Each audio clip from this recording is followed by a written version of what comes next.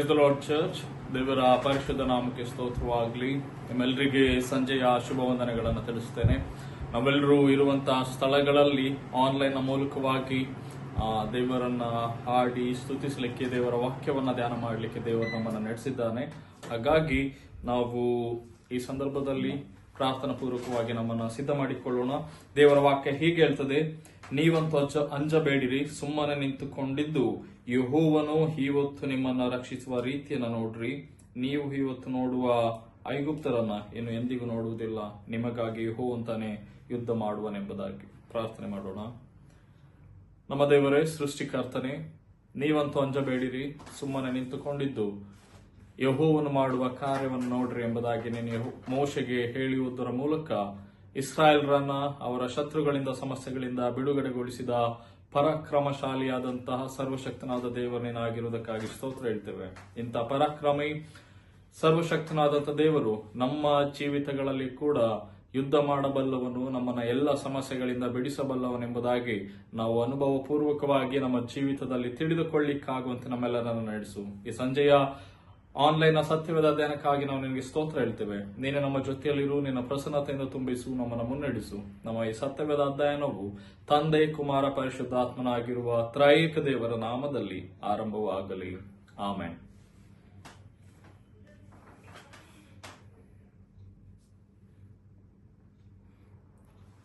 ನಾವು ಸ್ವಲ್ಪ ಹೊತ್ತು ಹಾಡುಗಳನ್ನ ಹಾಡಿ ದೇವರನ್ನ ಸ್ತುತಿಸುವ. ನಮ್ಮೆಲ್ಲರಿಗೂ ಗೊತ್ತಿರುವಂತಹ ಕೆಲವು ಗೀತೆಗಳನ್ನ ನಾವು ರಾಗ ಮಾಡ್ತಾ ಹೋಗುವ. ಮೊದಲನೆಯದ್ದು ಇಂಗ್ಲಿಷ್ ಒಂದು ಗೀತೆ, God's and his son they called him Jesus ಎನ್ನುವಂತ ಗೀತೆ. ಒಂದು ವೇಳೆ ನಿಮ್ಮ ಹತ್ರ ಮೊಬೈಲ್ ಇದ್ರೆ, if you google it you can find the lyrics. ನಮ್ಮೊಟ್ಟಿಗೆ ನೀವಿರುವಂತಹ ಸ್ಥಳಗಳಲ್ಲಿ ಹಾಡಬಹುದು. ಯೇಸುವಿನ ಜೀವನ ಚರಿತ್ರೆಯನ್ನ ತಿಳಿಸುವಂತಹ ಒಂದು song. It says why Jesus Christ came to this world and what he did and what he can do in the future. So ಅದೆಲ್ಲವನ್ನ ತಿಳಿಸುವಂತ ಈ ಗೀತೆಯನ್ನ ದೇವರ ಮಹಿಮೆಗಾಗಿ ನಾವು ರಾಗ ಮಾಡುವ. God sent his son, they called him Jesus. He came to love, heal and forgive. He lived and died, my Father, an empty grave is that to prove my Savior lives. Because He lives, I can face tomorrow. Because He lives, all fear is gone. Because I know He holds the future, and life is worth the living just because He lives. How sweet to hold a newborn baby and feel the pride and joy it brings. But greater still, a calm assurance, this child can face uncertain days because He lives. Because He lives, I can face tomorrow. Because He lives, all fear is gone. Because I know He holds the future, and life is worth the living just because He lives. And then one day I'll cross that river, I'll fight life's fighter, more waiting pain. And then as death gives way to victory, I'll see the lights of glory and I know He lives.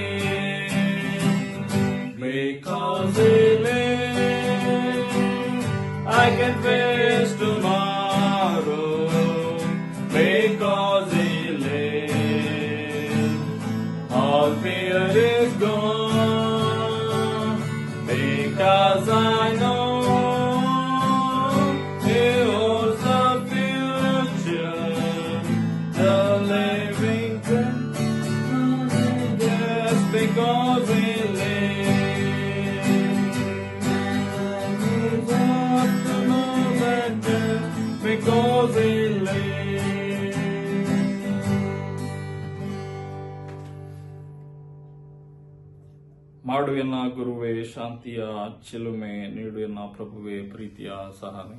ಈ ಒಂದು ಗೀತೆಯನ್ನ ನಮ್ಮದೇ theological ಕಾಲೇಜ್ನಲ್ಲಿ principal ಆಗಿದ್ದಂತ doctor ಹನೀಕ್ Abdul ರವರು ರಚಿಸ್ತಾರೆ. So ಇದರಲ್ಲಿ ಬಹಳ beautiful ಆಗಿರುವಂತಹ ಕೆಲವು ಲಿರಿಕ್ಸ್ ಗಳಿದೆ. ಏನಂತ ಹೇಳಿದ್ರೆ, ದ್ವೇಷದ ಮನಗಳಲ್ಲಿ ಪ್ರೀತಿಯನ್ನ ಹರಳಿಸಬೇಕಂತ. ನಮ್ಮಲ್ಲಿ ಯಾವಾಗಲೂ ಬೇರೆಯವರ ಬಗ್ಗೆ ಕೆಟ್ಟದಾದಂತ ನೆಗೆಟಿವ್ ಒಪಿನಿಯನ್ ಇದ್ರೆ, we must change that attitude to love them, to pray for them. ಮತ್ತೆ ನೋವಿನ ಕಣ್ಗಳಲ್ಲಿ, ಕೆಲವರಿಗೆ ಜೀವನದಲ್ಲಿ ತುಂಬಾ ನೋವುಗಳಿರುವಾಗ ಅವರ ಜೀವನದಲ್ಲಿ kind of ray of hope and joy ಅದು ಬರಬೇಕೆನ್ನುವಂತ ಒಂದು ಬ್ಯೂಟಿಫುಲ್ ಲಿರಿಕ್ಸ್ ಅನ್ನು ಒಳಗೊಂಡಂತ ಹಾಡು. ಹಾಗಾಗಿ ಈ ಗೀತೆಯನ್ನು ಅರ್ಥಗರ್ಭಿತವಾಗಿ ನಾವಿರುವಂತ ಸ್ಥಳಗಳಲ್ಲಿ ಪ್ರಾರ್ಥನಾ ಪೂರ್ವಕವಾಗಿ ಇದೆ ರಾಗ ಮಾಡು ಎನ್ನ ಗುರುವೆ ಅಂತ ಹೇಳಿದ್ರೆ, we ask God to do that. So ಅದನ್ನ ಪ್ರಾರ್ಥನಾ ಪೂರ್ವಕವಾಗಿ ಹಾಡು. ಗುರುವೇ ಶಾಂತಿಯ ಚಿಲುಮೆ, ನೀಡು ಎನ್ನ ಪ್ರಭುವೇ ಪ್ರೀತಿಯ ಸಹನೆ. ಮಾಡು ಎನ್ನ ಗುರುವೇ ಶಾಂತಿಯ ಚಿಲುಮೆ, ನೀಡು ಎನ್ನ ಪ್ರಭುವೇ ಪ್ರೀತಿಯ ಸಹನೆ. ದ್ವೇಷದ ಮನಗಳಲ್ಲಿ ಪ್ರೀತಿಯ ರಳಿಸಲು, ನೋವಿನ ಕಣ್ಗಳಲ್ಲಿ ಶಾಂತಿಯ ಬೆಳಗಿಸಲು, ಹಿಂಸೆಯ ನೆಲೆಗಳಲ್ಲಿ ಶಾಂತಿಯ ಚಿಮ್ಮಿಸಲು, ಮಾಡು ಎನ್ನ ಗುರುವೇ ಶಾಂತಿಯ ಚಿಲುಮೆ. ಮಾಡು ಎನ್ನ ಗುರುವೇ ಶಾಂತಿಯ ಚಿಲುಮೆ, ನೀಡು ಎನ್ನ ಪ್ರಭುವೇ ಪ್ರೀತಿಯ ಸಹನೆ. ಚಿಂತಿತ ಜನರಲ್ಲಿ ಭರವಸೆ ಮೂಡಿಸಲು, ಕಷ್ಟದ ಕಡಲಿನಲ್ಲಿ ಸಂತೋಷ ಹುಟ್ಟಿಸಲು, ಚಿತ್ತಾರ ಧ್ವನಿಗಳಲ್ಲಿ ಸಾಂತ್ವನ ತುಂಬಿಸಲು, ನೀಡು ಎನ್ನ ಮನವೇ ಅಂಧಾರದ ಮನವ. ಮಾಡು ಎನ್ನ ಗುರುವೇ ಶಾಂತಿಯ ಚಿಲುಮೆ, ನೀಡು ಎನ್ನ ಪ್ರಭುವೇ ಪ್ರೀತಿಯ ಸಹನೆ. ಮಾಡು ಎನ್ನ ಗುರುವೇ ಶಾಂತಿಯ ಚಿಲುಮೆ, ನೀಡು ಎನ್ನ ಪ್ರಭುವೇ ಪ್ರೀತಿಯ ಸಹನೆ.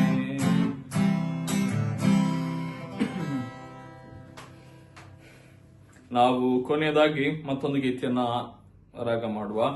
ನನ್ನ ನಡೆಸುವವ ನೀನೆ, ತಲೆ ಎತ್ತುವವ ನೀನೆ. ನಮ್ಮೆಲ್ಲರಿಗೂ ಗೊತ್ತಿರಬಹುದು ಲಿರಿಕ್ಸ್ ಗೋಸ್ಕರ search in Google. I think it's available in Google. ಇದರಲ್ಲಿ ಕೂಡ ಒಂದೊಳ್ಳೆಯ ಲಿರಿಕ್ಸ್ ಅನ್ನು ನಾವು ನೋಡ್ತೇವೆ. ಚಿಕ್ಕವನೆಂದು ನನ್ನ ತಳ್ಳಿ ಆಗದೆಂದು ನೆನೆಸಿದ ಸಮಯ ಅಂತ ಟೈಮಲ್ಲಿ ದೇವರೇ ನಮಗೆ ತಾಯಿಯು ತಂದೆಯೂ ಆಗಿದ್ದುಕೊಂಡು ಪ್ರೀತಿಸಿದವರು ಕೈಬಿಟ್ಟಂತ ಸಮಯದಲ್ಲಿ ದೇವರು ನಮಗೆ ಭರವಸೆ ನೀಡಿದ್ದಾನೆ. ಹಾಗಾಗಿ ದೇವರು ಸರ್ವರಲ್ಲಿಯೂ ಸರ್ವವು, ತಂದೆ ತಾಯಿ ಒಳ್ಳೆಯ ಸ್ನೇಹಿತರಿಗಿಂತ ಬಹಳ ಹತ್ತಿರದ ವ್ಯಕ್ತಿ ಆಗಿರೋದ್ರಿಂದ ನಮ್ಮನ್ನ ಮುಂದೆ ನಡೆಸುವಂತ ದೇವರು ಕೂಡ ನಮ್ಮ ದೇವರೆಂಬುದಾಗಿ ತಿಳಿದು ಈ ಗೀತೆಯನ್ನ ನಾವು ಭಯಭಕ್ತಿಯಿಂದ ದೇವರ ಮಹಿಮೆಗಾಗಿ ರಾಗ ಮಾಡುವ. ನನ್ನ ನಡೆಸುವವ ನೀನೇ, ತಲೆ ಎತ್ತುವವ ನೀನೇ, ತಕ್ಕ ಸಮಯದಿ ನನ್ನ ನಡೆಸುವನೇ. ನನ್ನ ನಡೆಸುವವ ನೀನೇ, ತಲೆ ಎತ್ತುವವ ನೀನೇ, ತಕ್ಕ ಸಮಯದಿ ನನ್ನ ನಡೆಸುವೆನೇ.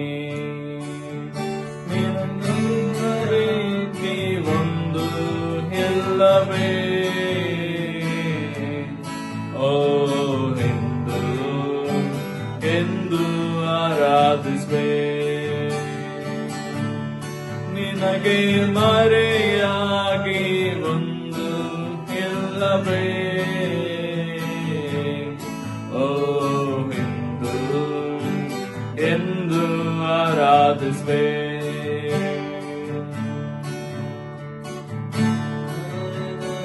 ನನ್ನ ತಳ್ಳಿ ಆಗದೆಂದು ನೆನೆಸಿದ ಸಮಯ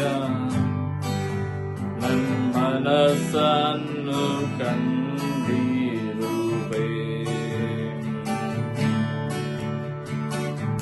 ಯಾರು ಇಲ್ಲದಂತ ಸಮಯ ತಾಯಿಯನ್ನ ಸಂತೈಸಿ ನನ್ನ ಕಣ್ಣೀರಾನೆ ಹೊರಿಸಿರುವೆ. ನನಗೆ ಮರೆಯಾಗಿ ಒಂದು ಇಲ್ಲವೇ? ಓ ಎಂದು ಎಂದು ಆರಾಧಿಸುವೆ. ನನಗೆ ಮರೆಯಾಗಿ ಒಂದು ಇಲ್ಲವೇ?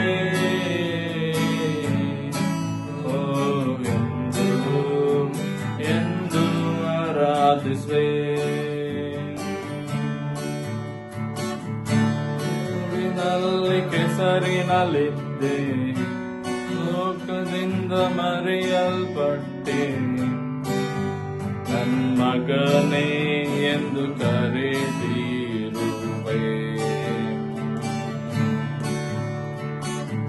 ಪ್ರೀತಿಸಿದವ ಕೈ ಬಿಟ್ಟ ಸಮಯ ಕರೆದಿ ನನ್ನ ಹೊತ್ತು ಮಗನೇ ಎಂದು ಸಂತೈಸಿದೆ. ನಿನಗೆ ಮರೆಯಾಗಿ ಒಂದು ಇಲ್ಲವೇ? ಓ ಎಂದು ಎಂದು ಆರಾಧಿಸೆ.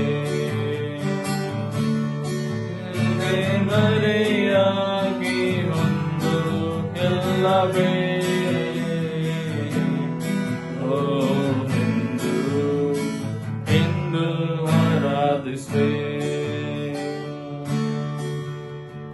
ನನ್ನ ದೇವರೇ, ನೀನು ಸ್ತುತಿ ಸ್ತೋತ್ರಗಳಿಗೆ ಪಾತ್ರನು. ನಮಗೆ ತಂದೆಯೂ ತಾಯಿಯೂ ಬಂಧು ಮಿತ್ರರು ಯಾರು ಇಲ್ಲ ಎಂಬುದಾಗಿ ಹೇಳುವಾಗ ಕೀರ್ತನೆಗಾರನು ಹಾಡಿನ ರೂಪದಲ್ಲಿ ತಿಳಿಸಿದ ಹಾಗೆ ನಮ್ಮ ತಲೆ ಎತ್ತುವವನು, ನಮ್ಮನ್ನ ಕೈ ಹಿಡಿದು ನಡೆಸುವವನು, ನಾವು ಕುಗ್ಗಿದಲ್ಲಿ ನಮ್ಮನ್ನ ಉದ್ಧರಿಸುವವನು, ನಾವು ಎಲ್ಲಿ ಸಮಾಜದ ಹಂಚಿನಲ್ಲಿ ತಳ್ಳಲ್ಪಟ್ಟಾಗ ನಮ್ಮನ್ನ ಕೈ ಹಿಡಿದು ನಡೆಸುವಂತ ದೇವರು ನೀನಾಗಿರುವುದಕ್ಕಾಗಿ ನಾವು ನಿನಗೆ ಸ್ತೋತ್ರವನ್ನು ಹೇಳ್ತೇವೆ.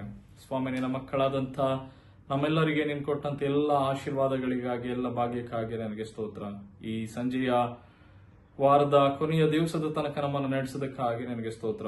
ಈ ಶುಕ್ರವಾರದ ಸಂಜೆಯ ವೇಳೆಯಲ್ಲಿ ನಾವೆಲ್ಲರೂ ನಮ್ಮ ದಿನನಿತ್ಯದ ಕೆಲಸ ಕಾರ್ಯಗಳನ್ನು ಮುಗಿಸಿ ನಿನ್ನ ಪರಿಶುದ್ಧ ಸಾನ್ನಿಧ್ಯದಲ್ಲಿ ಆನ್ಲೈನ್ ಮೂಲಕವಾಗಿ ಒಟ್ಟಾಗಿ ಸೇರಿ ಬಂದು ಇರುವ ಸ್ಥಳಗಳಲ್ಲಿಯೇ ಸ್ವಲ್ಪ ಹೊತ್ತು ಹಾಡುಗಳನ್ನ ಹಾಡಿ ನಿನ್ನನ್ನು ಸ್ತುತಿಸಿ ನಿನ್ನ ವಾಕ್ಯವನ್ನ ಕೇಳಿ ಅದರಿಂದ ಆತ್ಮಿಕ ಲಾಭವನ್ನು ಹೊಂದಲಿಕ್ಕಾಗುವಂತೆ ನಮ್ಮನ್ನು ಬಲಪಡಿಸಿ ಮುನ್ನಡೆಸುವುದಕ್ಕಾಗಿ ನನಗೆ ಸ್ತೋತ್ರ ಹೇಳ್ತೇವೆ.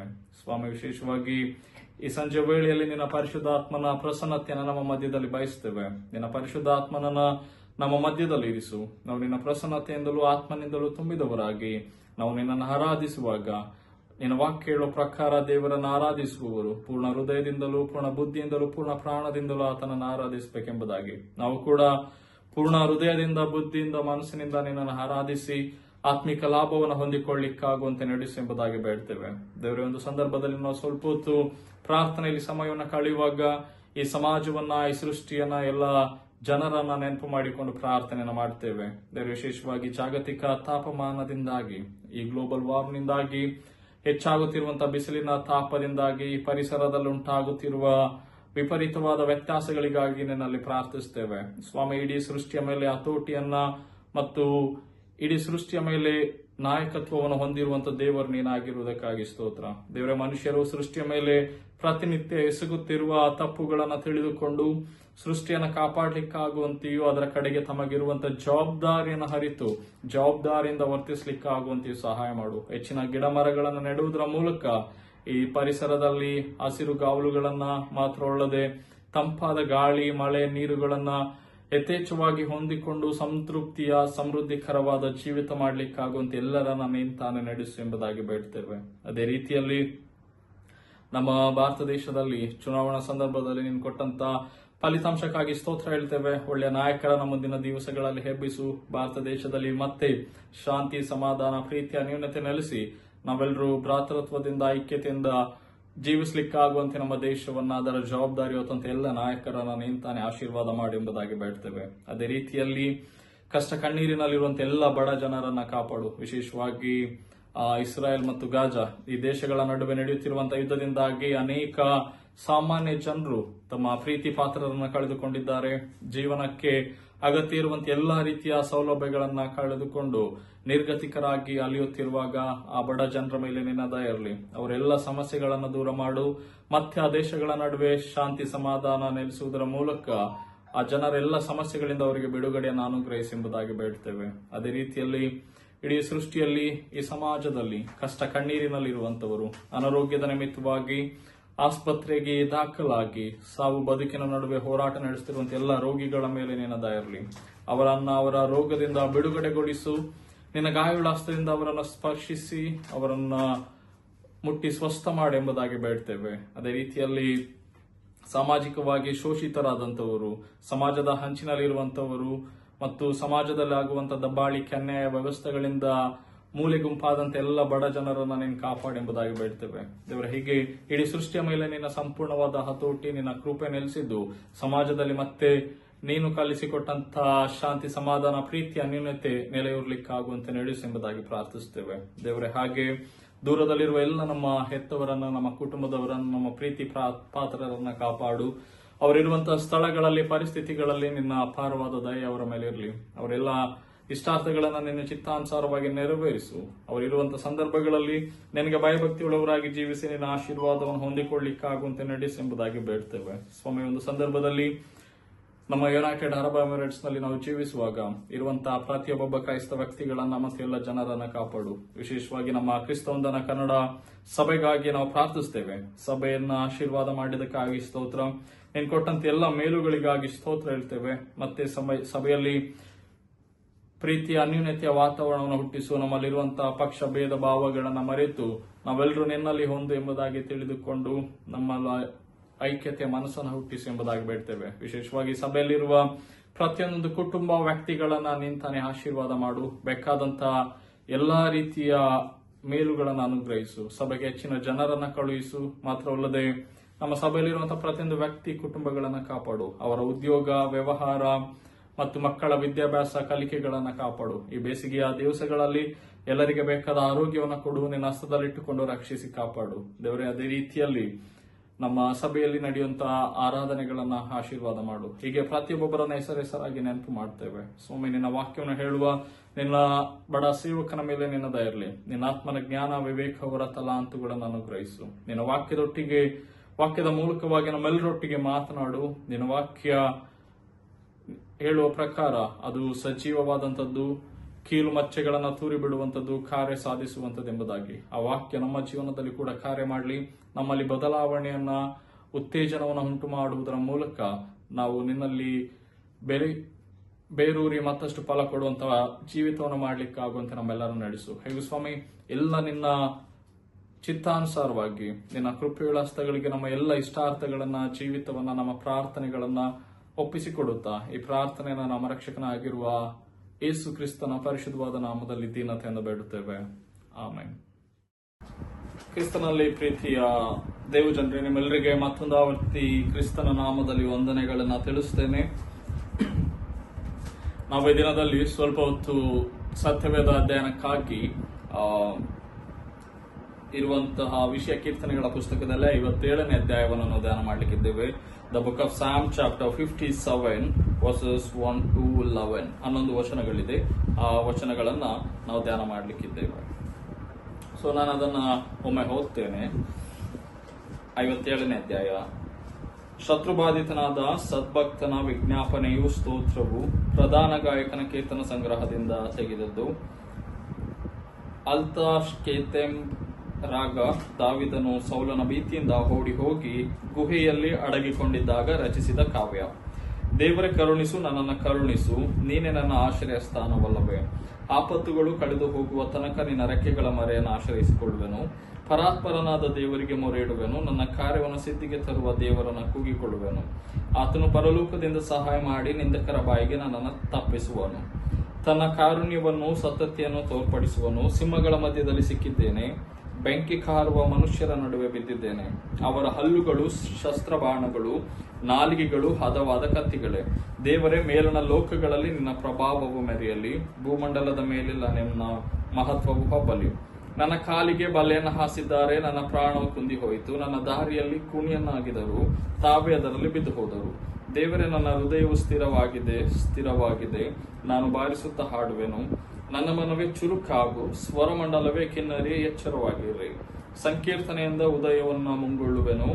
ಕರ್ತನೆ, ಜನಾಂಗಗಳಲ್ಲಿ ನಿನ್ನನ್ನು ಸ್ತುತಿಸುವೆನು. ಸರ್ವ ದೇಶದವರೊಳಗೆ ನಿನ್ನನ್ನು ಕೊಂಡಾಡುವೆನು. ಯಾಕೆಂದರೆ ನಿನ್ನ ಕೃಪೆಯು ಆಕಾಶವನ್ನು, ನಿನ್ನ ಸತ್ತತೆಯು ಮುಗಿಲನ್ನು ನಿಲುಕುವಷ್ಟು ದೊಡ್ಡದಾಗಿದೆ. ದೇವರ ಮೇಲಣ ಲೋಕಗಳಲ್ಲಿ ನಿನ್ನ ಪ್ರಭಾವವು ಮೆರೆಯಲಿ, ಭೂಮಂಡಲದ ಮೇಲೆಲ್ಲ ನಿನ್ನ ಮಹತ್ವವು ಹಬ್ಬಲಿ ಎಂಬುವಂಥದ್ದು. ಸೊ ಕೀರ್ತನೆ 57ನೇ ಅಧ್ಯಾಯವನ್ನು ನಾವು ಧ್ಯಾನ ಮಾಡಲಿಕ್ಕೆ ಇರುವಾಗ 56ನೇ ಕೀರ್ತನೆ ನಾವು ಸ್ಕಿಪ್ ಮಾಡ್ತೇವೆ. ಯಾಕೆಂತ ಹೇಳಿದ್ರೆ ಅದು ಕೂಡ ದಾವಿದನೇ ರಚಿಸಿದಂತ ಕೀರ್ತನೆ. 56ನೇ ಅಧ್ಯಾಯವನ್ನ ನಾವು ಹಿಂದಿನ ಕೆಲವು ಕೀರ್ತನೆಗಳಲ್ಲಿ ಧ್ಯಾನ ಮಾಡುವ ಹಾಗೆ ಆ ಕೀರ್ತನೆಯನ್ನ ದಾವಿದ ರಚಿಸುವಂಥದ್ದು ಯಾವಾಗ ಗತ್ ಊರಿನಲ್ಲಿ ಫಿಲಿಸ್ಟಿಯರ ವಶವಾಗುವಾಗ, ಅಥವಾ ಫಿಲಿಸ್ಟಿಯ ಅರಸನ ಎದುರಿನಲ್ಲಿ ಹೋಗಿ ದಾವಿದ ಗಡ್ಡದಲ್ಲೆಲ್ಲ ಜೊಲ್ಲು ಸುರಿಸಿಕೊಂಡು ನಾಟಕ ಮಾಡಿ ಅಲ್ಲಿಂದ ತಪ್ಪಿಸಿಕೊಳ್ಳುವಂತ ಒಂದು ಪ್ರಯತ್ನ ಮಾಡುವಾಗ. ಸೊ ಆ ಕೀರ್ತನೆನ ನಾವು ಹಿಂದಿನ ಕೆಲವು ಕೀರ್ತನೆಗಳಲ್ಲಿ ಧ್ಯಾನ ಮಾಡಿರುವುದರಿಂದ ಅದನ್ನ ಸ್ಕಿಪ್ ಮಾಡಿ 57ನೇ ಅಧ್ಯಾಯಕ್ಕೆ ಹೋಗ್ತಾ ಇದ್ದೇವೆ. ಸೊ 57ನೇ ಅಧ್ಯಾಯವನ್ನ ಧ್ಯಾನ ಮಾಡುವಾಗ ಈ ಕೀರ್ತನೆ ಕೂಡ ದಾವಿದನೇ ಬರೆದಂತಹ ಒಂದು ಕೀರ್ತನೆ.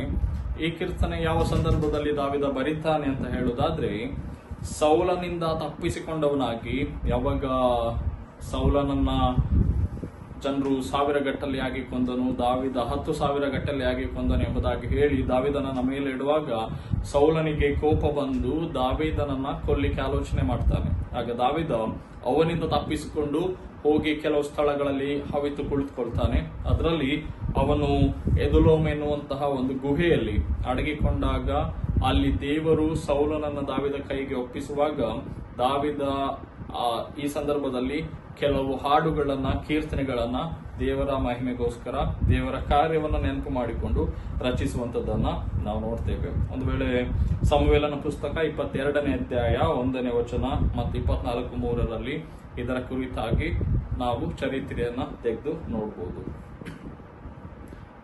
ಸೊ ಈ ಕೀರ್ತನೆಯ ವಿಶೇಷತೆ ಏನಂತ ಹೇಳುವುದಾದ್ರೆ, ಅದಕ್ಕೆ ಇಂಗ್ಲಿಷ್ ನಲ್ಲಿ ಡೆಸ್ಟ್ರಾಯ್ ನಾಟ್ ಎಂಬುದಾಗಿ ಹೇಳ್ತಾರೆ. ಯಾಕೆಂತ ಹೇಳಿದ್ರೆ, David had a chance where he would kill his enemy so called Saul, the king of Israel, but David refuse to kill it because he was ordained by God ಎನ್ನುವಂತ ಒಂದು ಪರಿಕಲ್ಪನೆಯಲ್ಲಿ ದಾವಿದ ಸೌಲನನ್ನ ಕೊಲ್ಲಿಕ್ಕೆ ಹಿಂಜರಿಯುವಂತದನ್ನ ನಾವು ನೋಡ್ತೇವೆ. ಸೊ ಅದಕ್ಕಾಗಿ ಡೆಸ್ಟ್ರಾಯ್ ನಾಟ್, ಅದಕ್ಕೆ ಇಬ್ರಿಯ ಪದದಲ್ಲಿ ಆಲ್ ತಾಶ್ಚಿತ್ ಎನ್ನುವಂತ ಒಂದು ಪದವನ್ನು ಉಪಯೋಗಿಸ್ತಾರೆ. ಆಲ್ ದಾಶ್ಚಿತ್ ಎನ್ನುವಂತಹ ಒಂದು ಪದ.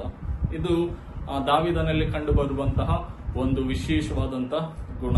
ಡೆಸ್ಟ್ರಾಯ್ ನಾಟ್ ಎಂಬುದಾಗಿ ಹೇಳುವಾಗ, when you are in a situation to kill by someone else and David could not take revenge to Saul. ಎಲ್ಲಿ ದಾವಿದ ಸೌಲನನ್ನ ಕೊಲ್ಲಿಕ್ಕೆ ಅವಕಾಶ ಇತ್ತು, ಆದ್ರೆ ಕೂಡ ಅವನನ್ನ ಕೊಲ್ಲದೆ ಅವನನ್ನ ಕ್ಷಮಿಸುವಲ್ಲಿ ದಾವಿದ ತನಗಿರುವಂತ ಒಂದು ಒಳ್ಳೆಯ ಆಟಿಟ್ಯೂಡ್ ಅನ್ನ ತೋರಿಸುವಂತದ್ದನ್ನ ನಾವು ನೋಡ್ತೇವೆ. ಸೊ ನಾವು ಈ ಕೀರ್ತನೆಯನ್ನ ವಚನಗಳ ಆಧಾರದಲ್ಲಿ ಧ್ಯಾನ ಮಾಡ್ತಾ ಹೋಗುವುದಾದ್ರೆ 57ನೇ ಕೀರ್ತನೆ 1ರಿಂದ 3 ವಚನಗಳನ್ನ ನಾವು ಹೀಗೆ ಟೈಟಲ್ ಮಾಡಬಹುದು, a trusting soul set among lions ಎಂಬುದಾಗಿ. ನಂಬಿಗಸ್ತಿಕೆ ಉಳ್ಳಂತ ವ್ಯಕ್ತಿ ಸಿಂಹಗಳ ಮಧ್ಯದಲ್ಲಿ, or in midst of turbulences, or in midst of challenges and temptation ಎಂಬುದಾಗಿ. ಒಬ್ಬ trusting soul, a faithful soul in midst of temptation. So ದಾವಿದ ಈ ಕೀರ್ತನೆಯನ್ನು ಪ್ರಾರಂಭಿಸುವಾಗ 2 ಸಲ ಹೇಳ್ತಾನೆ 57ನೇ ಅಧ್ಯಾಯದಲ್ಲಿ, ದೇವರೇ ಕರುಣಿಸು, ದೇವರೇ ಕರುಣಿಸು ಎಂಬುದಾಗಿ. ಸೊ ಹೀಗೆ ಹೇಳ್ಬೇಕಿದ್ರೆ ದಾವೀದ ಎಷ್ಟು ಡೆಸ್ಪರೇಟ್ ಆಗಿ, ಎಷ್ಟು ದೇವರ ಸಹಾಯಕ್ಕಾಗಿ ಅಗತ್ಯತೆಯನ್ನ ತೋರ್ಪಡಿಸುತ್ತಿದ್ದಾನೆ. ದೇವರ ಸಹಾಯ, ದೇವರ ಕರುಣೆ, it was very crucial for David in his situation ಎಂಬುದಾಗಿ ನಾವು ನೋಡ್ತೇವೆ. ಅದಕ್ಕೋಸ್ಕರ ಅವನ ಗುಹೆಯಲ್ಲಿರುವಾಗ ಮತ್ತೆ ಸೌಲ ಅವನ ಹತ್ತಿರವೇ ಹೋಗ್ತಾನೆ, ಆದ್ರೆ ಅಲ್ಲಿ ಅವನನ್ನು ಕಾಣುವುದಿಲ್ಲ. ಅದರ ಗುಹೆಯ ಹಿಂಭಾಗದಲ್ಲಿ ದಾವೀದ ಅಡಗಿಕೊಂಡಿರುವಾಗ ಸೌಲ ಅಲ್ಲಿ ವಾಶ್ರೂಮಿಗೆ ಅಂತ ಹೇಳಿ ಶೌಚಕ್ಕೆ ಎಂಬುದಾಗಿ ಅಲ್ಲಿಗೆ ಹೋಗುವಾಗ ಅಲ್ಲಿ ಸೌಲನನ್ನ ದಾವೀದ ಕಾಣ್ತಾನೆ, ಆದ್ರೆ ಕೂಡ ಅವನಿಗೆ ಏನು ಮಾಡುವುದಿಲ್ಲ. ಮತ್ತು ಅಷ್ಟು ಹತ್ತಿರದಲ್ಲಿ ದಾವೀದ ಒಂದು ಮರಣಾಂತಿಕ, ಅವನಿಗೆ ಎಲ್ಲಿ ತುಂಬಾ ಸೈನಿಕರಿರುವಾಗ ಸಾಯುವಂತ ಪರಿಸ್ಥಿತಿ ಇತ್ತು. ಅಂತ ಸಂದರ್ಭದಲ್ಲಿ ದಾವೀದ ಈ ಮಾತುಗಳನ್ನ ಹೇಳ್ತಾನೆ, ದೇವರೇ ಕರುಣಿಸು, ದೇವರೇ ಕರುಣಿಸು ಎಂಬುದಾಗಿ. ಹಾಗಾಗಿ 2 ಸಲ ಅವನು ಅದಕ್ಕೆ ಹೆಚ್ಚು ಒತ್ತು ಕೊಡುವಂತದ್ದನ್ನ ನಾವು ನೋಡ್ತೇವೆ. ಇನ್ನೊಂದು ಕಡೆ ಹೇಳುವಂಥದ್ದು, ನೀನೇ ನನ್ನ ಆಶ್ರಯ ಸ್ಥಾನವಲ್ಲವೇ ಎಂಬುದಾಗಿ, ಯು ಆರ್ ಮೈ ರೆಫ್ಯೂಜ್ ಎಂಬುದಾಗಿ. ಸೊ ಒಂದು ಕಡೆ ದೇವರೇ ನೀನೇ ನನ್ನನ್ನು ಕರುಣಿಸು ಎಂಬುದಾಗಿ ಹೇಳುವಾಗ ನಾವು ಕರುಣೆ, salvation of god, we cannot by it. ನಾವು ಅದನ್ನ ಪರ್ಚೇಸ್ ಮಾಡ್ಲಿಕ್ಕೆ ಆಗುದಿಲ್ಲ. ಸಾಲ್ವೇಷನ್, ದೇವರ ರಕ್ಷಣೆನ ನಾವು ಕೆಲವೊಂದ್ಸಲ ರಕ್ಷಣೆ ಅಂತ ಹೇಳಿದ್ರೆ because of our act, because of our faithful journey, we will earn it ಎಂಬುದಾಗಿ ನಾವು ಕೆಲವೊಂದ್ಸಲ ಫೀಲ್ ಮಾಡ್ತೇವೆ. ಆದ್ರೆ salvation of God, it comes because of only God's mercy and only because of God's grace. ದೇವರ ಕೃಪೆಯಿಂದ, ದೇವರ ಕರುಣೆಯಿಂದ, ದೇವರು ಉಚಿತವಾಗಿ ಯಾರು ತನ್ನ ದೃಷ್ಟಿಯಲ್ಲಿ ಫೇವರ್ ಆಗಿ ಕಂಡು ಬರ್ತಾರೋ ಅವರಿಗೆ ಕೊಡುವಂಥದ್ದು. ಅದಕ್ಕೆ ದಾವೀದ ಎಷ್ಟೇ ಸನ್ನಿವೇಶಗಳಲ್ಲಿ ಒಳ್ಳೆಯವನಾಗಿ ಕಂಡು ಬಂದಿದ್ರು ಮತ್ತೆ still he started to plead God please have mercy on me, ನನಗೆ ಸಹಾಯವನ್ನ ಕೊಡು ಎಂಬುದಾಗಿ ದೇವರಲ್ಲಿ ಬೇಡ್ತಾನೆ. ಸೊ ಮುಂದೆ ಹೋಗಿ ನೀನೇ ನನ್ನ ಆಶ್ರಯ ಸ್ಥಾನವಲ್ಲವೇ ಎಂಬುದಾಗಿ ಹೇಳುವಾಗ ದಾವೀದನಿಗೆ ಎಲ್ಲ ಕಡೆಯಿಂದ ಸಮಸ್ಯೆಗಳು ಎದುರಾಗಿದೆ. ಒಂದು ಕಡೆ ಅರಸನೇ ತಿರುಗಿ ಬಿದ್ದಿದ್ದಾನೆ, ಮತ್ತೆ ಅವನ ಸೈನಿಕರಿದ್ದಾರೆ, ಮತ್ತೆ ಕೆಲವು ಜನರೆಲ್ಲ ಒಟ್ಟಾಗಿ ಸೇರಿದ್ದಾರೆ. ಆ ಸಂದರ್ಭದಲ್ಲಿ ದೇವರಿಗೆ ಯಾರು ಒಂದು ರೆಫ್ಯೂಜ್, ಒಂದು ಅವನನ್ನ ರಕ್ಷಿಸಿ ಕಾಪಾಡಲಿಕ್ಕೆ ಶಕ್ತರಂತ ಹೇಳಿದ್ರೆ ದಾವೀದನನ್ನ, ಅದು ದೇವರು ಮಾತ್ರ. ಅದಕ್ಕೋಸ್ಕರ ದಾವೀದ ದೇವರೇ ನನ್ನ ಆಶ್ರಯ ಸ್ಥಾನ, ಅವನಿಗೆ ಆಶ್ರಯ ಎಲ್ಲಿ ಕೂಡ ಇಲ್ಲ. ಅರಸನ ಸಾಮ್ರಾಜ್ಯದಲ್ಲಾಗಿರಬಹುದು, ಯಾರ ಮನೆಯಲ್ಲಾಗಿರಬಹುದು, ಅವನು ನೆಲೆಸಿದ್ರೆ ಅಲ್ಲಿ ಹುಡುಕಿಕೊಂಡು ಹೋಗಿ ದಾವೀದನನ್ನ ಕೊಲ್ತಾರೆ. ಆದ್ರೆ ಕಾಡು ಗುಹೆಯಲ್ಲಿರುವಾಗ ಕೂಡ ದಾವೀದ ಸುರಕ್ಷಿತವಾಗಿ ಇರುತ್ತಾನೆ. ಯಾಕೆ ಅಂತ ಹೇಳಿದ್ರೆ ದಾವೀದ ಹೇಳುವಂಥದ್ದು, ನನ್ನ ಆಶ್ರಯ ಸ್ಥಾನ ದೇವರು ಮಾತ್ರ ಎಂಬುದಾಗಿ. ಸೊ ಅದನ್ನ ಮುಂದಿನ ವಚನಗಳಲ್ಲಿ ಅವನು ಹೇಳುವಂಥದ್ದು, ರೆಕ್ಕೆಗಳ ಮರೆಯನ್ನ ಆಶ್ರಯಿಸಿಕೊಳ್ಳುವೆನು ಎಂಬುದಾಗಿ. ಇಲ್ಲಿ ರೆಕ್ಕೆಯನ್ನ ದಾವೀದ ಯಾವುದಕ್ಕೆ ಹೋಲಿಕೆ ಮಾಡಿ ಹೇಳ್ತಾನೆ ಅಂತ ಹೇಳಿದ್ರೆ, ಅದು ದೇವರ ಆಶ್ರಯ.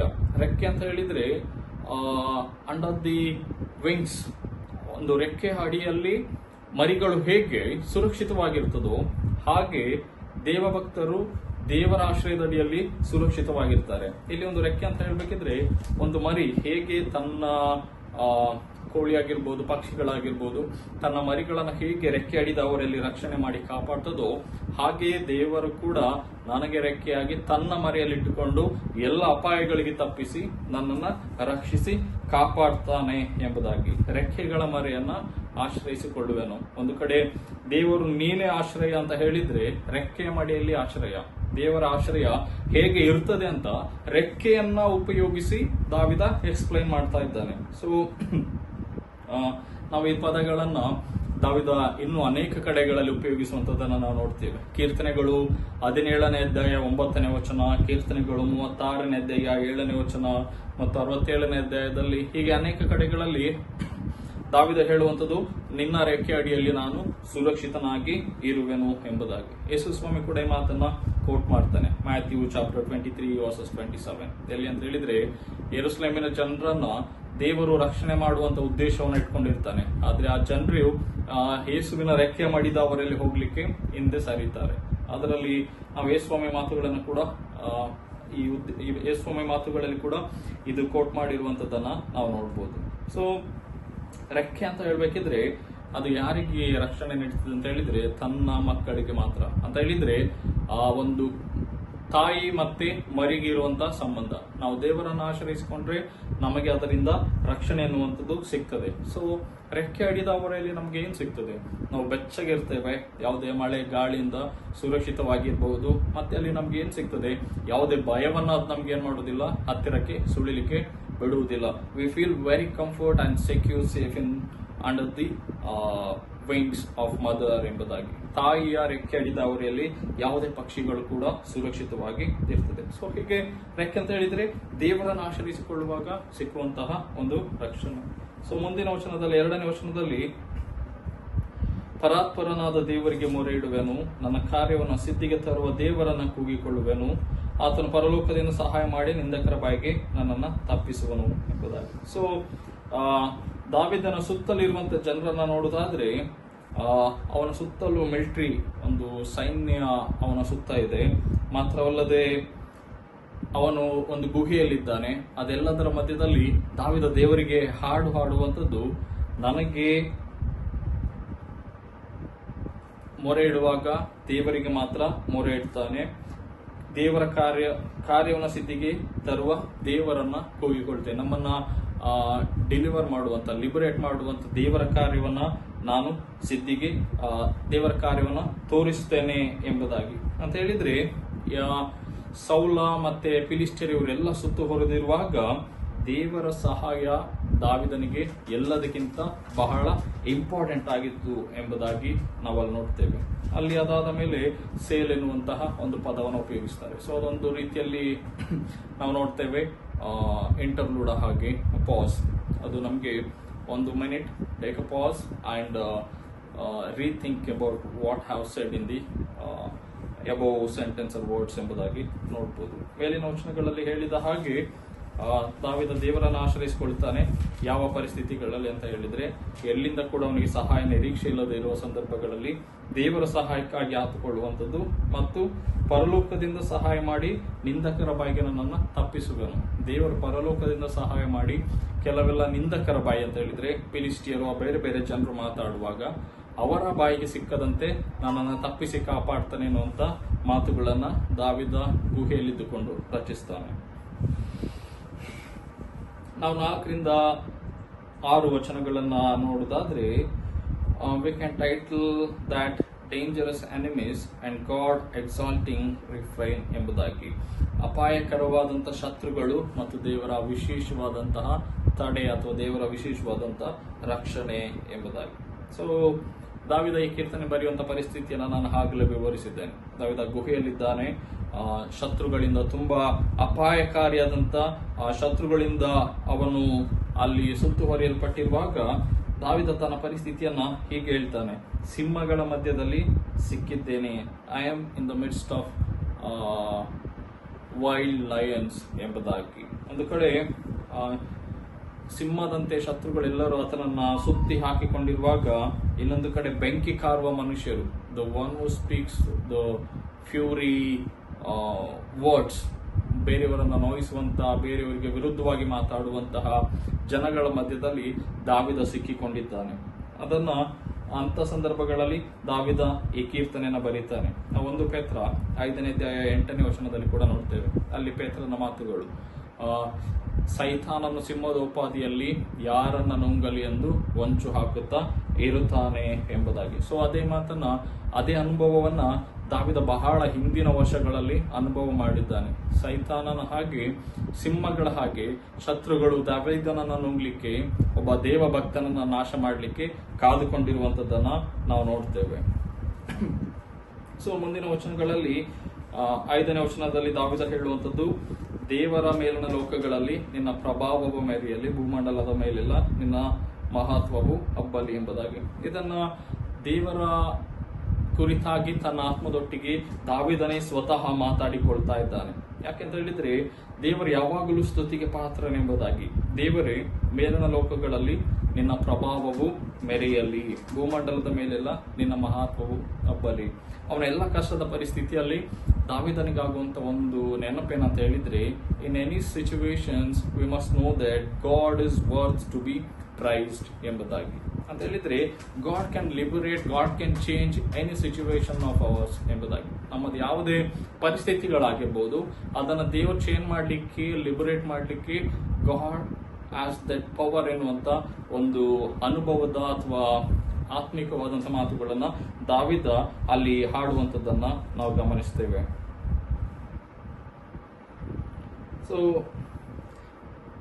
6ನೇ ವಚನದಲ್ಲಿ ಹೇಳುವ ಹಾಗೆ, ನನ್ನ ಕಾಲಿಗೆ ಬಲೆಯನ್ನ ಹಾಸಿದ್ದಾರೆ, ನನ್ನ ಪ್ರಾಣವು ಕುಂದಿ ಹೋಯಿತು, ನನ್ನ ದಾರಿಯಲ್ಲಿ ಕುಣಿಯನ್ನ ಹಾಕಿದರು, ತಾವೇ ಅದರಲ್ಲಿ ಬಿದ್ದು ಹೋದರು ಎಂಬುದಾಗಿ. ಸೊ ದಾವಿದ ಒಂದು ಕಡೆಯಲ್ಲಿ ದೇವರ ಕಾರ್ಯಗಳನ್ನ ನೆನಪು ಮಾಡಿಕೊಳ್ತಾನೆ, ಇನ್ನೊಂದು ಕಡೆಯಲ್ಲಿ ಅವನಿಗೆ ಇರುವಂತ ಕಷ್ಟವನ್ನ ನೆನಪು ಮಾಡಿಕೊಳ್ತಾನೆ. ಏನಂತ ಹೇಳಿದ್ರೆ, ಅವನ ಶತ್ರುಗಳು ಈಗಾಗಲೇ ಏನ್ ಮಾಡಿದ್ದಾರೆ, ಅವನನ್ನ ಎಲ್ಲಿಯಾದ್ರೂ ಕೆಡವಿ ಒಂದು ಟ್ರ್ಯಾಪ್ ಅಲ್ಲಿ ಹಿಡಿಬೇಕೆನ್ನುವಂತ ಉದ್ದೇಶದಿಂದ ಬಲೆಯನ್ನ ಹಾಕಿದ್ದಾರೆ, ಅವನಿಗೋಸ್ಕರ ಸರ್ಚ್ ಮಾಡ್ತಾ ಇದ್ದಾರೆ.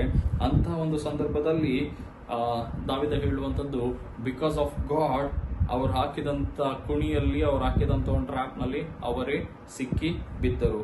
ತಾವು ಹಗೆದಂತ ಗುಂಡಿಯಲ್ಲಿ, ಯಾವ ಗುಂಡಿಯಲ್ಲಿ ದಾವಿದನನ್ನು ಕೆಡಬೇಕೆಂಬುದಾಗಿ ಗುಂಡಿ ಮಾಡಿದ್ರು, ಆ ಗುಂಡಿಯಲ್ಲಿ ಅವರೇ ಬಿದ್ದು ಹೋದರು ಎಂಬುದಾಗಿ. ಸೊ ಇದಕ್ಕೋಸ್ಕರ ದಾವಿದ ದೇವರಿಗೆ ಸ್ತೋತ್ರವನ್ನ, ಪ್ರಭಾವವನ್ನ, ನಿನ್ನ ಮಹತ್ವವನ್ನ ಹಬ್ಬಲಿ ಎಂಬುದಾಗಿ ತನ್ನ ಆತ್ಮಕ್ಕೆ ತಾನೇ ಹೇಳಿಕೊಂಡು ದೇವರಿಗೆ ಸ್ತುತಿ ಸ್ತೋತ್ರಗಳನ್ನು ಸಲ್ಲಿಸುವಂತದ್ದನ್ನ ನಾವು ನೋಡ್ತೇವೆ. ಸೊ ಅಂತ ಹೇಳಿದ್ರೆ, ಸಮಸ್ಯೆಗಳ ಮಧ್ಯದಲ್ಲಿ ಕೂಡ ದೇವರಿಗೆ ಸ್ತೋತ್ರ ಹೇಳುವಂಥದ್ದನ್ನ ನಾವು ಮರಿಬಾರದು ಎಂಬುದಾಗಿ. ದಾವಿದ ಗುಹೆಯಲ್ಲಿ ಸೌಲ ಹತ್ತಿರ ಬರ್ತಾನೆ, ಸುತ್ತಲೂ ಸೈನಿಕರಿರುವಾಗ ಕೂಡ ದೇವರ ಪ್ರಸನ್ನತೆಯಿಂದ, ದೇವರಿಂದ ಆತನು ದೂರ ಹೋಗುವುದಿಲ್ಲ. ಬದಲಾಗಿ ಅಲ್ಲಿ ಕೂಡ ದೇವರನ್ನ ಸ್ತುತಿಸಿ ಜಯ ಹೊಂದುವಂಥದ್ದನ್ನ ನಾವು ಗಮನಿಸ್ತೇವೆ. ಒಂದು ರಾಗ ಇದೆ ಅಲ್ಲ, ಸ್ತುತಿಸಿ ಜಯ ಒಂದು ನನ್ನ ಮನವೇ, ಭಜಿಸಿ ಜಯ ಒಂದು ನನ್ನ ಮನವೇ ಎಂಬುದಾಗಿ. ಸೊ ಸ್ತುತಿಯಲ್ಲಿ ಜಯ ಸಿಗ್ತದೆ, ಆರಾಧನೆಯಲ್ಲಿ ಜಯ ಸಿಗ್ತದೆ ಎಂಬುದಾಗಿ. ಸೊ ಇದು ದಾವಿದನ ಜೀವನದಲ್ಲಿ ಕೂಡ ಅನುಭವವಾಗ್ತದೆ. ಸುತ್ತ ಸೈನಿಕರಿರುವಾಗ ದೇವರನ್ನ ಸ್ತುತಿಸಿ ಜಯವನ್ನ ಹೊಂದಿಕೊಳ್ಳುವಂಥದ್ದು. ತಾವು ತೋಡಿದ ಕುಣಿಯಲ್ಲಿ ಶತ್ರುಗಳೇ ಸಿಕ್ಕಿ ಬೀಳ್ತಾರೆ. ಯಾಕೆ ಅಂತ ಹೇಳಿದ್ರೆ, it's because of God's act and because of the faithful life of David. ನಾವು ದೇವರಿಗೆ ನಂಬಿಗಸ್ತಿಕೆ ಉಳ್ಳವರಾಗಿರುವಾಗ, ದೇವರನ್ನ ನಂಬಿ ದೇವರ ಕಾರ್ಯಗಳ ಬಗ್ಗೆ ಅಪಾರವಾದಂತ, ಅಚಲವಾದಂತ ನಂಬಿಕೆ ಇರುವಾಗ ನಮ್ಗೆ ಇಂತಹ ಫಲಿತಾಂಶಗಳು ಬರಲಿಕ್ಕೆ ಸಾಧ್ಯ. ನಾವು ಮುಂದಿನ ವಚನಗಳನ್ನ ನೋಡ್ತಾ ಹೋಗುವುದಾದ್ರೆ, ವಚನ 7ರಿಂದ 10. 7ರಿಂದ 10 ವಚನಗಳಿಗೆ ಟೈಟಲ್ ಮಾಡೋದಾದ್ರೆ, praise from steadfast heart ಎಂಬುದಾಗಿ. ಸ್ಥಿರವಾದಂತ ಹೃದಯದ ಮೂಲಕ ದೇವರಿಗೆ ಸ್ತೋತ್ರವನ್ನ ಸಲ್ಲಿಸುವಂಥದ್ದು, praise from steadfast heart ಎಂಬುದಾಗಿ. ಸೊ ಅದಕ್ಕೆ ಅವನು 7ನೇ ವಚನವನ್ನು ಪ್ರಾರಂಭ ಮಾಡುವಾಗ ದಾವಿದ ಹೇಳುವಂಥದ್ದು, ದೇವರೇ ನನ್ನ ಹೃದಯವು ಸ್ಥಿರವಾಗಿದೆ, ಸ್ಥಿರವಾಗಿದೆ, ನಾನು ಬಾರಿಸುತ್ತಾ ಹಾಡುವೆನು ಎಂಬುದಾಗಿ. ಸೊ ಒಂದು ಕಡೆ 57ನೇ ಅಧ್ಯಾಯ 1ನೇ ವಚನವನ್ನು ದಾವಿದ ಪ್ರಾರಂಭ ಮಾಡುವಾಗ ಹೀಗೆ ಹೇಳ್ತಾನೆ, ನನ್ನನ್ನು ಕರುಣಿಸು ದೇವರೇ ಕರುಣಿಸು ಎಂಬುದಾಗಿ. 7ನೇ ವಚನವನ್ನು ಪ್ರಾರಂಭ ಮಾಡುವಾಗ ನನ್ನ ಹೃದಯವು ಸ್ಥಿರವಾಗಿದೆ, ಸ್ಥಿರವಾಗಿದೆ ಎಂಬುದಾಗಿ. I am firm in my faith, I am firm with my heart ಎಂಬುದಾಗಿ ದಾವಿದ 2 ಸಲ ದೇವರ ಕುರಿತಾಗಿ ಅಥವಾ ತನ್ನ ನಂಬಿಕೆ ಕುರಿತಾಗಿ ಹೇಳುವಂಥದ್ದನ್ನ ನಾವು ನೋಡ್ತೇವೆ. ಇಲ್ಲಿ ಯಾವ ಪರಿಸ್ಥಿತಿಯಲ್ಲಿ ಮಾತನ್ನ ದಾವಿದ ಹೇಳ್ತಾನೆ ಎಂಬುದಾಗಿ. ಸ್ಥಿರವಾಗಿದೆ, ಸ್ಥಿರವಾಗಿದೆ ಅಂತ ಹೇಳಬೇಕಿದ್ರೆ, ಸುತ್ತಲೂ ದಾವಿದನಿಗಿರುವಂತಹ ಸಮಸ್ಯೆಗಳ ಮಧ್ಯದಲ್ಲಿ ತನ್ನ ನಂಬಿಕೆ, ತನ್ನ ಹೃದಯ ಬಿದ್ದು ಹೋಗ್ಲಿಲ್ಲ, ತಾನು ಎಲ್ಲಿ ಕೂಡ ಅಪನಂಬಿಕಸ್ಥನಾಗ್ಲಿಲ್ಲ ಎನ್ನುವಂಥದ್ದನ್ನ ತೋರಿಸ್ತಾನೆ. ಅದಕ್ಕೆ 2 ಸಲ ಅವನು ಕನ್ಫರ್ಮ್ ಮಾಡಿಕೊಳ್ಳಿಕ್ಕೆ ಹೇಳ್ತಾನೆ, ನನ್ನ ಹೃದಯ ಸ್ಥಿರವಾಗಿದೆ, ಸ್ಥಿರವಾಗಿದೆ ಎಂಬುದಾಗಿ. ಸೊ ಮುಂದಿನ ವಚನಗಳಲ್ಲಿ ನಾನು ಬಾರಿಸುತ್ತಾ ಹಾಡುವೆನು ಎಂಬುದಾಗಿ. ಸೊ ಅಲ್ಲಿ he started to sing and praise God ಎಂಬುದಾಗಿ ನಾವು ನೋಡ್ತೇವೆ. ಅಂತ ಕಷ್ಟದ ಪರಿಸ್ಥಿತಿಯಲ್ಲಿ ಕೂಡ ಕೆಲವರ ಪ್ರಕಾರ, ಥಿಯಾಲಜಿಯನ್ಸ್ ಹೇಳುವ ಪ್ರಕಾರ, David might have carried flute.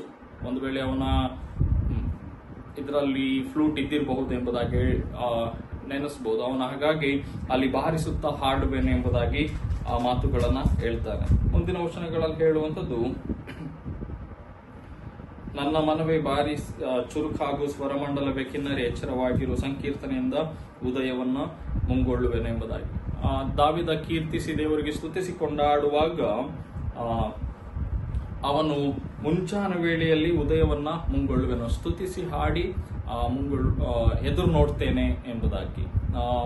ಅವನ ಜೀವನದ ಡೈಲಿ ಪ್ರಾಕ್ಟೀಸ್ಗಳನ್ನು ನಾವು ನೋಡೋದಾದ್ರೆ ಚರಿತ್ರೆಯಲ್ಲಿ ಹೇಳುವ ಪ್ರಕಾರ David was practising every morning, singing praise and worshipping God in every morning ಎಂಬುದಾಗಿ. ಪ್ರತಿದಿನ ಬೆಳಿಗ್ಗೆ ಅವನು ದೇವರನ್ನ ಆರಾಧಿಸುವುದರಲ್ಲಿ ತನ್ನನ್ನು ತಾನು ತೊಡಗಿಸಿಕೊಳ್ತಾ ಇದ್ದ. And it gives extra energy and it Boost is energy and faith. ದೇವರ ಭಕ್ತಿಯಲ್ಲಿ, ನಂಬಿಕೆಯಲ್ಲಿ ಹೇಗೆ ಸಾಗಬೇಕೆನ್ನುವುದಕ್ಕೆ ಹೆಚ್ಚಿನ ಶಕ್ತಿಯನ್ನ ಕೊಡ್ತಾ ಇತ್ತು ಎಂಬುದಾಗಿ ನಾವು ಅದರಲ್ಲಿ ನೋಡ್ತೇವೆ. ಸೊ ಮುಂದಿನ ವಚನಗಳಲ್ಲಿ ಹೇಳುವಂಥದ್ದು 8ನೇ ವಚನದಲ್ಲಿ, 9ನೇ ವಚನದಲ್ಲಿ, ಜನಾಂಗಗಳಲ್ಲಿ ನಿನ್ನನ್ನು ಸ್ತುತಿಸುವನು, ಸರ್ವ ದೇಶದವರೊಳಗೆ ನಿನ್ನನ್ನು ಕೊಂಡಾಡುವೆನು ಎಂಬುದಾಗಿ. ಸೊ ದಾವೀದ ಯಾವುದೇ ತನ್ನ ಸ್ತುತಿ ಪದ ಕೀರ್ತನೆಗಳನ್ನ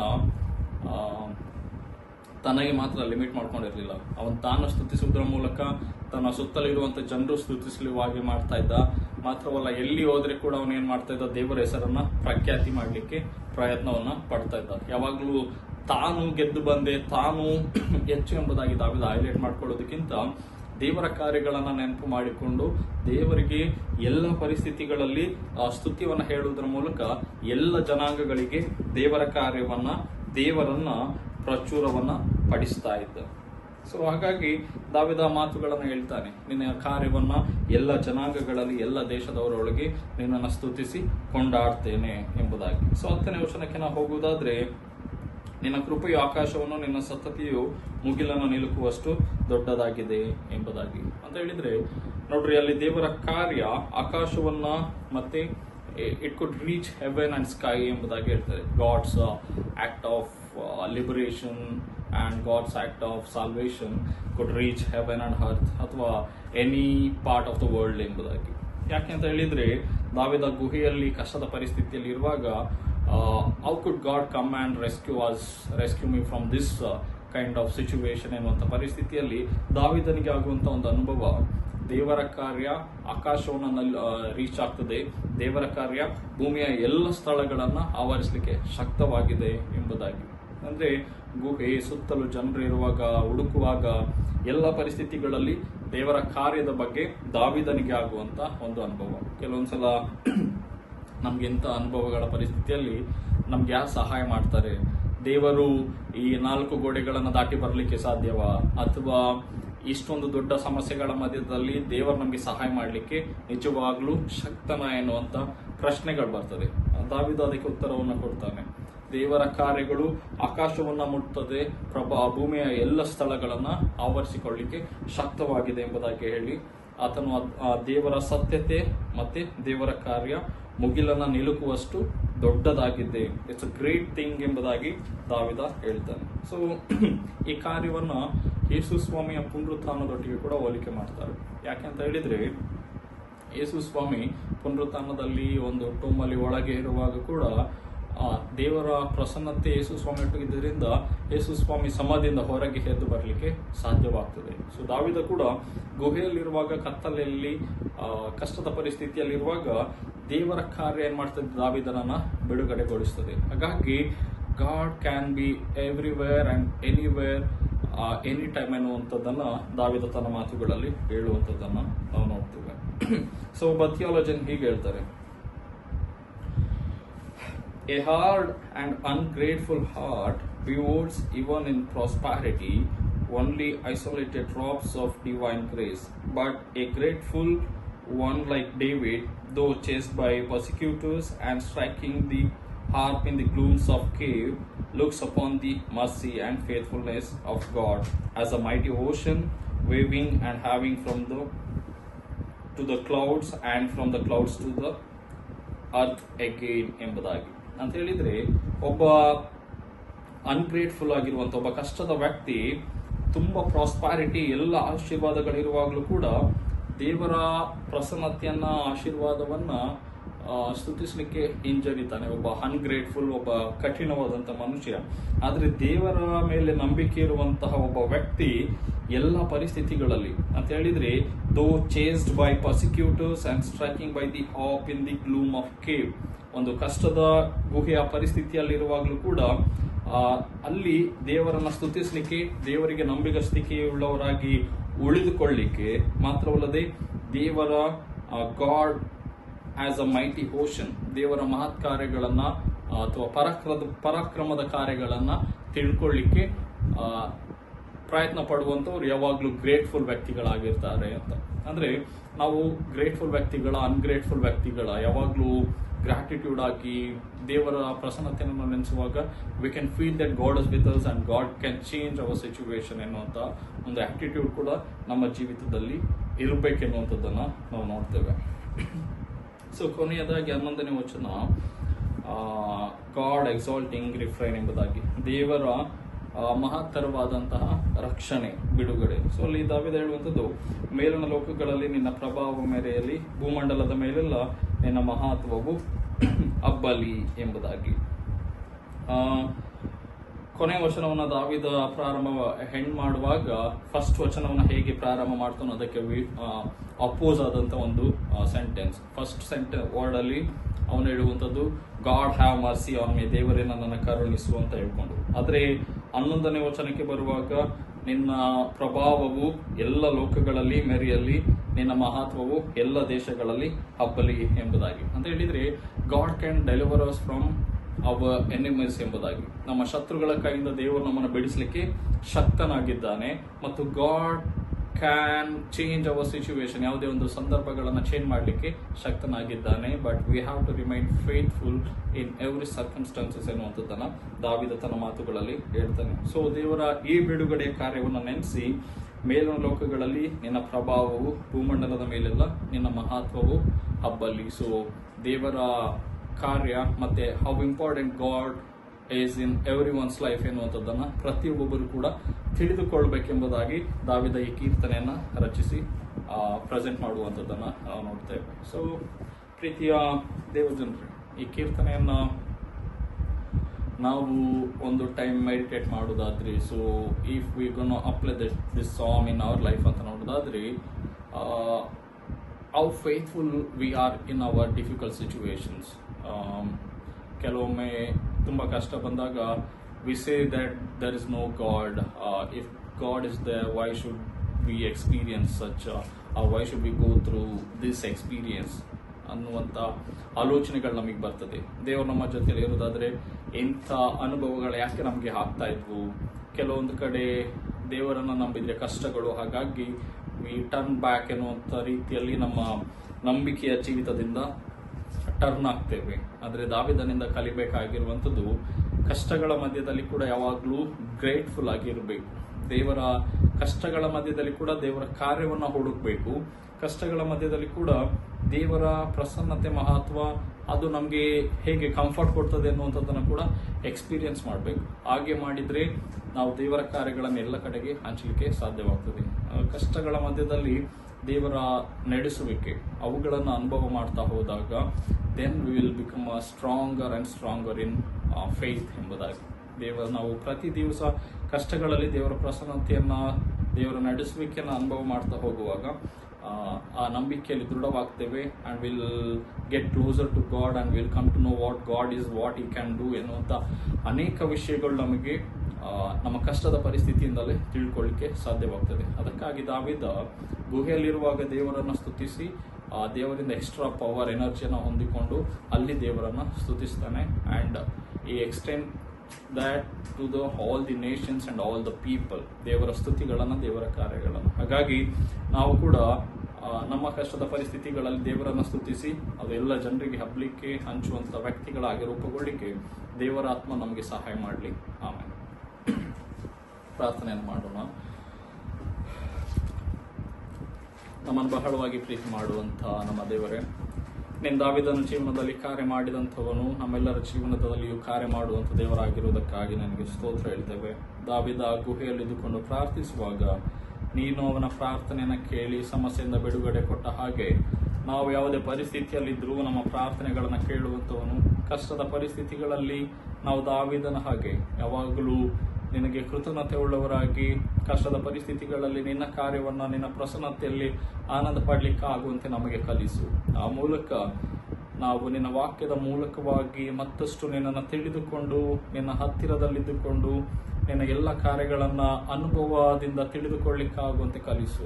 ನಮ್ಮನ್ನು ಬಲಪಡಿಸು, ಆತ್ಮಿಕ ಜೀವನದಲ್ಲಿ ಮತ್ತು ನಂಬಿಕೆಯಲ್ಲಿ ಸ್ಥಿರಗೊಳಿಸು. ದಾವೀದ ಹೇಳುವ ಹಾಗೆ, ನಾನು ಸ್ಥಿರವಾಗಿದ್ದೇನೆ ಎಂಬುದಾಗಿ ನಾವು ನಂಬಿಕೆಯಲ್ಲಿ ಸ್ಥಿರವಾಗಿರಲಿಕ್ಕಾಗುವಂತೆ ನಮಗೆ ಕಲಿಸಿ ಎಂಬುದಾಗಿ ಬೇಡ್ತೇವೆ. ಹೇಗೂ ನಿನ್ನ ವಾಕ್ಯದ ಮುಖಾಂತರವಾಗಿ ಬಂದಂತ ನಮ್ಮೆಲ್ಲರೊಟ್ಟಿಗೆ ಮಾತನಾಡೋದಕ್ಕಾಗಿ ಸ್ತೋತ್ರ. ಮುಂದಿನ ದಿವಸಗಳಲ್ಲಿ ಕೂಡ ನೀನೇ ನಮಗೆ ಬಲವು, ಬಂಡಿಯು, ಕೋಟೆಯು ಆಶ್ರಯವಾಗಿದ್ದುಕೊಂಡು ನಿನ್ನ ರೆಕ್ಕೆ ಅಡಿದ ಅವರಲ್ಲಿಟ್ಟುಕೊಂಡು ರಕ್ಷಿಸಿ ಕಾಪಾಡು. ಈ ರಾತ್ರಿ ವೇಳೆಯಲ್ಲಿ ದಣಿದಂತ ದೇಹ ಪ್ರಾಣಾತ್ಮಗಳನ್ನು ನಿನ್ನ ಹಸ್ತಗಳಿಗೆ ಒಪ್ಪಿಸ್ತೇವೆ.